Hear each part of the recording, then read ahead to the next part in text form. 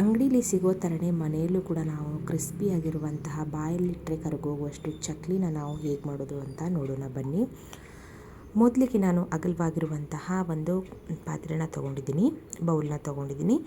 ಇವಾಗ ಸಣ್ಣದೊಂದು ಮೆಜರ್ಮೆಂಟ್ಗೆ ಅಂಥೇಳಿ ಕಪ್ಪನ್ನ ತೊಗೊಂಡಿದ್ದೀನಿ. ಆ ಕಪ್ಪಲ್ಲಿ ನಾನು ಒಂದು 3 ಕಪ್ ಆಗುವಷ್ಟು ನಾನು ಅಕ್ಕಿ ಹಿಟ್ಟನ್ನು ಯೂಸ್ ಮಾಡ್ಕೋತಾ ಇದ್ದೀನಿ.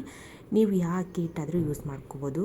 ಅದೇ ಕಪ್ಪಿನ ಅಳತೆಯಲ್ಲಿ ನಾನು 1 ಕಪ್ ಆಗುವಷ್ಟು ನಾನು ಪುಟಾಣಿ ಹಿಟ್ಟನ್ನು ಮಿಕ್ಸಿ ಮಾಡಿ ಇಟ್ಕೊಂಡಿದ್ದೆ, ಆ ಹಿಟ್ಟನ್ನು ಕೂಡ ಹಾಕ್ಕೋತಾ ಇದ್ದೀನಿ. ಖಾರಕ್ಕೆ ತಕ್ಕಂಗೆ ನಾನು ಅಚ್ಕಾರದ ಪುಡಿ, ಹಾಗೆಯೇ ಸ್ವಲ್ಪ ಅರಿಶಿನ, ಸ್ವಲ್ಪ ನಾನು ಇದಕ್ಕೆ ಕಪ್ಪು ಎಳ್ಳನ್ನು ಹಾಕ್ಕೋತಾ ಇದ್ದೀನಿ. ರುಚಿಗೆ ತಕ್ಕಷ್ಟು ಉಪ್ಪನ್ನು ಕೂಡ ಸೇರಿಸ್ಕೊಳ್ಳೋಣ.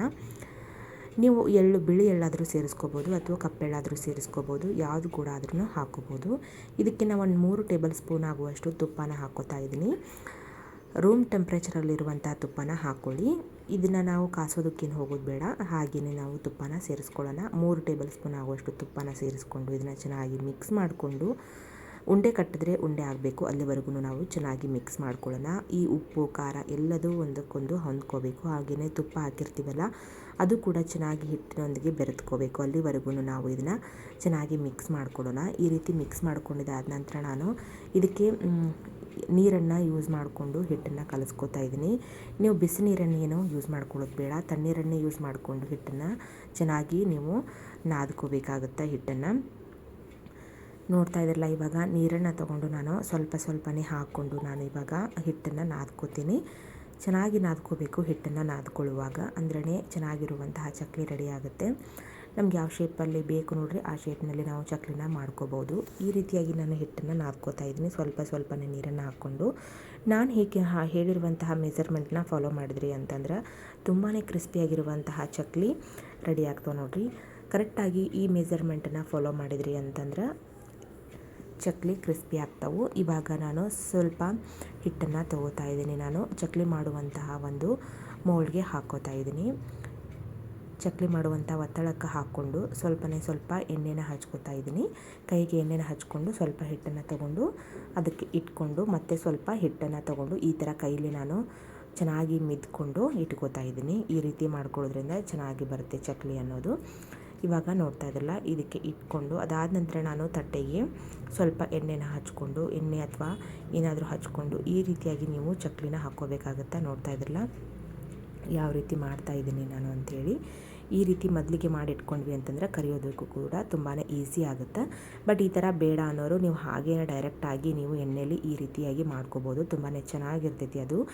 ಈ ಥರ ಮಾಡೋದು ಪ್ರೊಸೆಸ್ಸು ತುಂಬಾ ಲೇಟ್ ಆಗುತ್ತೆ. ಈ ರೀತಿ ಶೇಪ್ ಬೇಕು ಅನ್ನೋರು ಮಾತ್ರ ಮಾಡ್ಕೊಳ್ಳಿ. ಹಾಗೇನೇನು ಕೂಡ ಮಾಡಿಕೊಂಡು ಸ್ಟೋರ್ ಮಾಡಿ ಡಬ್ಬದಲ್ಲಿ ಹಾಕಿ ಇಟ್ಕೋಬೋದು.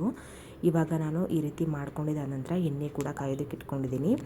ಆ ಎಣ್ಣೆಗೆ ನಾನು ಇದನ್ನು ಹಾಕ್ಕೊಂಡು ಫ್ರೈ ಮಾಡ್ಕೋತಾ ಇದ್ದೀನಿ. ನೋಡ್ತಾ ಇದ್ದೀರಲ್ಲ, ಈ ರೀತಿ ಮಾಡಿಕೊಂಡು ನಿಮ್ಗೆ ಯಾವ ಶೇಪ್ನಲ್ಲಿ ಬೇಕು ನೋಡು ಆ ಶೇಪ್ನಲ್ಲಿ ಮಾಡಿಕೊಂಡು ನಾನು ತೋರಿಸ್ತಾ ಇದ್ದೀನಿ. ನೋಡ್ತಾ ಇರಲ್ಲ ಎಷ್ಟು ಚೆನ್ನಾಗಾಗೈತಿ ಅಂತೇಳಿ. ನಾನು ಒಂದೇ ಸತ್ತಿಗೆ ನಾನು ಎಣ್ಣೆಗೆ ಹಾಕ್ಕೊಳ್ಳೋದಿಲ್ಲ, ಒಂದೊಂದಾಗಿ ನಾನು ಹಾಕ್ಕೊಂಡು ಫ್ರೈ ಮಾಡಿಕೊಂಡು ಎತ್ತಿ ಇಟ್ಕೋತಾ ಇದ್ದೀನಿ. ಈ ರೀತಿಯಾಗಿ ಉರಿನ ಲೋ ಫ್ಲೇಮಲ್ಲಿ ಇಟ್ಕೊಂಡು ನೀವು ಫ್ರೈ ಮಾಡ್ಕೋಬೇಕಾಗತ್ತೆ. ತುಂಬ ಹೈನಲ್ಲಿ ಇಟ್ಕೊಳ್ಳೋದು ಬೇಡ, ತುಂಬ ಲೋವಲ್ಲೂ ಇಟ್ಕೊಳ್ಳೋದು ಬೇಡ. ಮೀಡಿಯಮ್ ಹದದಲ್ಲಿ ಎಣ್ಣೆ ಕಾಯಿಸ್ಕೊಂಡು ಹಾಕ್ಕೊಂಡ್ರೆ ಸಾಕಾಗುತ್ತೆ. ನೋಡ್ತಾ ಇದ್ರಲ್ಲ, ಈ ರೀತಿಯಾಗಿ ಫ್ರೈ ಮಾಡಿಕೊಂಡು ಇದನ್ನು ತಿರುವಿ ಹಾಕ್ಕೊಂಡು ಮತ್ತೆ ಒಂದು ಸತಿ ಫ್ರೈ ಮಾಡ್ಕೊಳ್ಳೋಣ. ಇದನ್ನು ಫ್ರೈ ಮಾಡ್ಕೊಂಡಿದ್ದಾದ ನಂತರ ನಾವು ಒಂದು ತಟ್ಟೆಗೆ ಎತ್ತಿ ಇಟ್ಕೊಳ್ಳೋಣ. ಒಂದು ಪ್ಲೇಟ್ಗೆ ಎತ್ತಿಟ್ಕೊಂಡಿದ್ದಾದ ನಂತರ ಉಳಿದಿರುವಂತಹ ಚಕ್ಲಿನೂ ಕೂಡ ನಾನು ಫ್ರೈ ಮಾಡಿ ತೋರಿಸ್ತೀನಿ ನಿಮ್ಗೆ ಹೆಂಗಾಗಿತ್ತು ಅಂಥೇಳಿ. ಪೂರ್ತಿ ವಿಡಿಯೋನ ನೋಡಿದ್ರಿ ಅಂತಂದ್ರೆ ಎಲ್ಲಿ ಕೂಡ ಸ್ಕಿಪ್ ಮಾಡ್ದಂಗೆ ವಿಡಿಯೋನ ನೋಡಿ. ಅಂದರೆ ನೀವು ಕೂಡ ಈ ಚಕ್ಲಿನ ಮಾಡ್ಕೋಬೋದು ಆರಾಮಾಗಿ. ಈ ರೀತಿಯಾಗಿ ನಾನು ಒಂದು ಸೈಡ್ ಬೇಯಿಸ್ಕೊಂಡಿದ್ದಾದ ನಂತರ ಮತ್ತೆ ಒಂದು ಸೈಡ್ ತಿರುವಿ ಹಾಕ್ಕೊಂಡು ಬೇಯಿಸ್ಕೊಂಡು ಆ ಚಕ್ಲಿನೂ ಕೂಡ ತೆಗೆದಿಟ್ಟು ನಿಮಗೆ ತೋರಿಸ್ತಾ ಇದ್ದೀನಿ ಯಾವ ರೀತಿ ಚಕ್ಲಿ ಬಂದಾವಂಥೇಳಿ. ಈ ರೀತಿ ಶೇಪು ಮಾಡ್ಕೊಳ್ಳೋದು ತುಂಬಾ ಲೇಟ್ ಆಗುತ್ತೆ ಅಂಥೇಳಿ ನಾನು ಒಂದು ಸೈಡು ಹಾಗೆ ಕೂಡ ಹಾಕ್ಕೊಂಡು ಮಾಡ್ಕೊಂಡಿದ್ದೀನಿ. ತುಂಬಾ ಚೆನ್ನಾಗಿ ಬಂದಿತ್ತು. ಈ ಚಕ್ಲಿ ರೆಸಿಪಿ ನಿಮ್ಗೆ ಇಷ್ಟ ಆಗಿತ್ತು ಅಂತಂದರೆ ಈ ವಿಡಿಯೋಗೆ ಒಂದು ಲೈಕ್ ಕೊಡಿರಿ. ಮತ್ತೊಂದು ಹೊಸ ರೆಸಿಪಿಯೊಂದಿಗೆ ನಾನು ನಿಮ್ಮನ್ನು ಭೇಟಿ ಹಾಕ್ತೀನಿ. ಅಲ್ಲಿವರೆಗೂ ಎಲ್ಲರಿಗೂ ನಮಸ್ಕಾರ. Thank you for watching. ನನ್ನ ವಿಡಿಯೋ ನೋಡಿದಂಥ ನಿಮ್ಮೆಲ್ಲರಿಗೂ ಧನ್ಯವಾದಗಳು. ಹಾಗೆಯೇ ಯಾರೆಲ್ಲ ನನ್ನ ಚಾನಲ್ನ ಹಾಗೆ ನೋಡ್ತಾ ಇದ್ದೀರಾ ಪ್ಲೀಸ್ ಒಂದು ಸಬ್ಸ್ಕ್ರೈಬ್ ಮಾಡ್ಕೊಂಡು ನೋಡ್ಕೊಳ್ಳಿ. ಪಕ್ಕದಲ್ಲಿರೋಂಥ ಬೆಲ್ ಐಕನನ್ನು ಕೂಡ ಕ್ಲಿಕ್ ಮಾಡಿ.